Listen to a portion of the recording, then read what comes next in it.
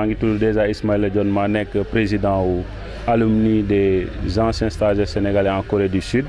ñu nekk kuréel goo xam ne sénégalais yi nga xam ne ñëpp dem nañ Corée ñu jaare ko ci KOICA moo xam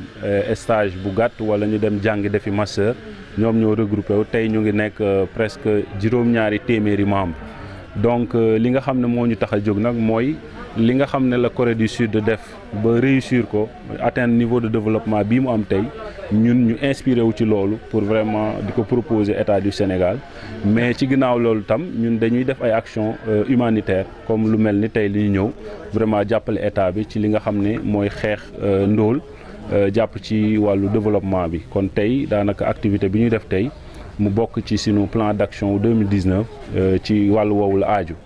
tey nag ñu ñëw comme ni nga ko waxee pour jàppale li nga xam ne mooy commune de Kër Moussa mais aussi appuyer li nga xam ne mooy programme national de lutte contre le paludisme parce que xam nañ ni bés yi ñu génn yëpp vraiment am na ay distribution moustiquaire yi ñuy def ci gox-goxaan yi fii ci Sénégal donc ñu ne loolu xam nañ du mate ñëpp parce que benn famille boo xam ne xëy na am na besoin am na soxlawu juróom-benn xëy na mën nañ ko jox ñett wala ñeent. ñun nag ñu ne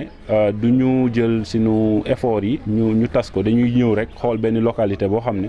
au moins bu ñu ñëwee ak li nga xam ne programme bi mënu ko couvrir bu ñu leen joxee moustiquaires yi lu toll ci juróomi téeméeru moustiquaire loolu dina mën a tax vraiment mu combler gap boobu maanaam li ci manqué woon ñu mën ko combler te am nañ ci xel waaw moustiquaires yi aussi comme ni nga ko waxee dañu ne également ku wax sibiru wax paracétamol donc ñu andi aussi junniy tablettu paracétamol andil ko li nga xam ne mooy population Kër Moussa toujours rek ci li nga xam ne mooy xeex sibiru et je pense que comme ni ma ko waxee état du Sénégal tey vraiment mu ngi ci élan wu maanaam ñu ngi ci yoonu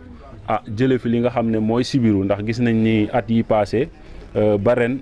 sibiru baa ngi joxe maanaam mu ngi dellu gannaaw waaye nag effort yi dañ ciy woo acteurs yëpp pour que ku nekk jàpp ci pour que fii ak ay quelques at rek maanaam fii ak at yu néew rek li nga xam ne mooy sibiru dootul nekk problème fii ci Sénégal. waaw bëgg-bëgg yu ñu formuler déjà dafa fekk KOICA bi nga xam ne mooy sunu partenaire nga xam ne mooy sunu tutelle tam ci moom la ñu jokku ñoom déjà am na li ñu fi def muy CM boo xam ne CM Kër Moussa KOICA moo ko tabax ci lépp daal maanaam li ñuy wax clé en main moo ko tabax. kon ni ñu def aussi ba tabax fi poste kii bi CM bi mën nañu andi tam ñu intervenir ci wàllu santé te déjà li ñu def tey sax mën naa ne jéego la ci wàllu santé ndax ci wàllu wér-gu-yaram boobu KOICA def ciy def ay efforts yu mag fii ci Sénégal am na programme bi ñu lancé rek ci région kii Fatick ak Kaolack te ñoom aussi ñu ngi def benn programme bu mel noonu ci wàllu wér-gu-yaram ci région wu Louga ak Saint-Louis mais aussi région de Dakar ci département wu Rufisque kon loolu tam KOICA noté na ko bu baax maanaam dinañ ko étudier pour xool li nga xam ne tam mën nañ ko def ngir jàppale li nga xam ne mooy askan wi surtout commune wu Kër Moussa. Aliou Ndao di infirmier chef de poste bu Kër Moussa di rafetlu vraiment waa KOICA seen ñëw tey. di leen gërëm di leen sant bu baax a baax ndaxte lii dafa ñëw ci waxtu wi nga xamante ni si lañ ko gën a soxla muy période hivernage te ku wax hivernage da ngay xalaat sibiru donc ñu ngi nekk nii ci wàllu ci distribution moustiquaire ñu gis ne population bi lépp lu mu soxla woon vraiment ministère de la santé ak programme national de lutte contre le palu def na ci jéego def na ci fulla def na ci fayda góorgóorlu nañ ci bu baax mais nag li ñu population bi soxla woon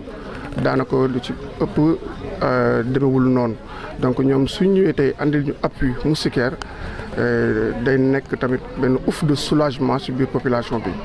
waaw poste de santé bi dafa polarisé comme ni ma ko waxee sànq ay villages yu bëri 13 villages. Avec une population de 29 000 habitants nekk donc poste de référence ñuy recevoir presque 1000 à 1500 voire 2000 malades par mois et que poste bi vraiment nekk daanaka dimension wu centre de santé donc ñuy soxla ay besoin en médicaments di ko soxla mais aussi en matériel en ambulance tamit équipement mais surtout construction sax d'une manière générale poste de santé bi. Bonjour, c'est Ismaïla John, je suis le président de l'alumni des stagiaires sénégalais en Corée du Sud, à l'ASCO. Effectivement, comme vous l'avez si bien dit, mais d'abord permettez-moi de présenter un peu la structure à l'ASCO. Nous sommes une association sous la tutelle de la COICA, composée de stagiaires sénégalais, de fonctionnaires sénégalais qui ont effectué un stage de courte durée ou de longue durée en Corée, notamment des programmes spécifiques pour les ministères ou bien des programmes de master. Donc l'ALASCO, on se considère comme une force de proposition de politique de développement inspirée de notre expérience que nous avons vécue en Corée du Sud. L'autre aspect également, l'ALASCO appuie les politiques de développement de l'État du Sénégal, notamment dans les secteurs d'intervention de la COICA au Sénégal. Donc comme vous l'avez dit, aujourd'hui, on vient en appoint au programme national de lutte contre le paludisme parce que c'est une activité qui rentre dans le cadre de la mise en œuvre de notre plan d'action 2019. On a identifié une activité pour vraiment venir dans une localité rurale ou dans la banlieue et on a ciblé la commune de Keur Mousso pour vraiment mettre en œuvre l'activité dans cette commune qui est extrêmement importante dans le département de Thiès de par sa taille démographique, 29 000 habitants, mais également de par ce que représente son poste de santé dans le département de Thiès, étant un poste de santé témoin dans le département de Thiès. On s'est dit vraiment il faut qu'on vienne renforcer ce programme. Parce que comme vous le savez depuis quelques jours, sur toute l'étendue du territoire, le gouvernement, à travers le PNLP, est en train de faire une distribution de moustiquaires aux populations, mais on sait que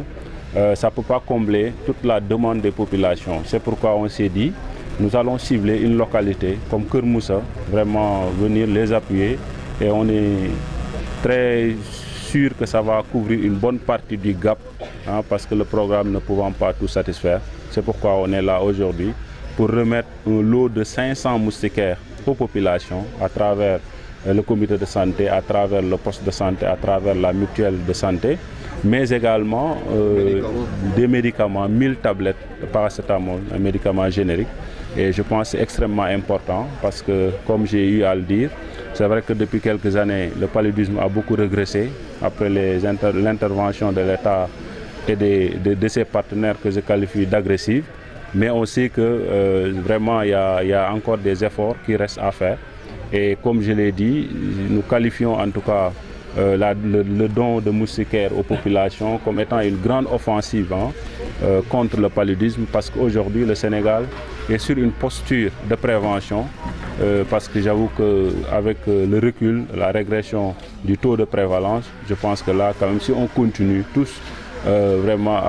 à nous impliquer dans la lutte, bientôt peut-être le paludisme sera derrière nous. Effectivement, moi je pense que comme je l'ai dit, notre partenaire principal, notre tutelle c'est la COICA et la COICA a déjà eu à intervenir dans la commune de Keur Mousso que je peux qualifier de commune partenaire à la COICA parce que le CM de Keur Mousso a été construit, CM clé à main a été construit par la COICA, construit par la COICA du moins.